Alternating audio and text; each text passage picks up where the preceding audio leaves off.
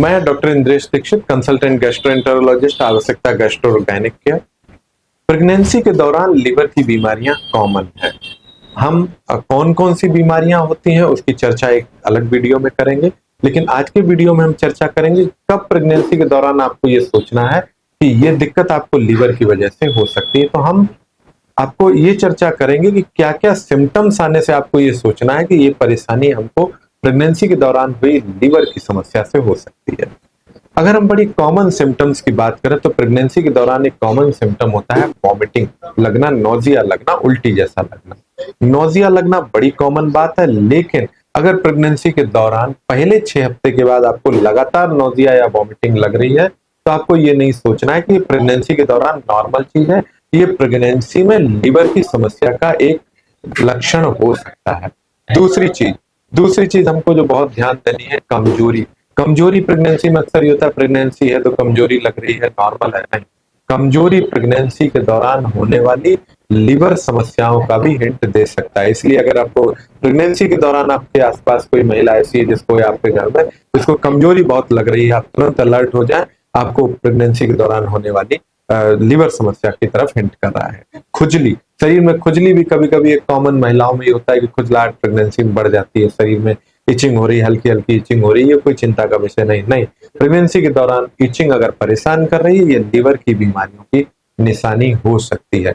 पैरों में सूजन, प्रेगनेंसी के दौरान पैरों में सूजन नॉर्मल भी है, लेकिन अगर लंबे समय तक पैरों में सूजन बनी हुई है तो ये प्रेगनेंसी के दौरान हुई लिवर की समस्याओं की सिम्टम हो सकते हैं।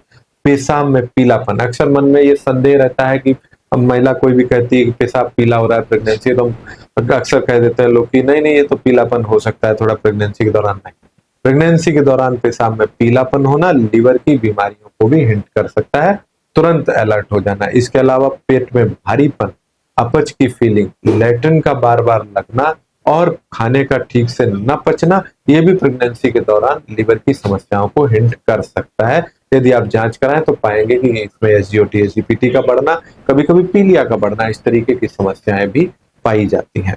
थकान लगना, अत्यधिक थकान लगना, पेशाब का पीला होना, आंख में हल्का पीलापन होना, शरीर में थोड़ी थोड़ी खुजलाहट होना, इसके अलावा चलने फिरने में थकान महसूस करना, शाम होते होते तक पैरों में सूजन हो जाना और हल्की हल्की वॉमिटिंग या नोजिया का सेंसेशन बने रहना, भूख न लगना, पेट में भारीपन, ये सब समस्याएं प्रेगनेंसी में नॉर्मल भी हो सकती हैं और प्रेगनेंसी में लिवर की बीमारियों का हिंट भी दे सकती हैं।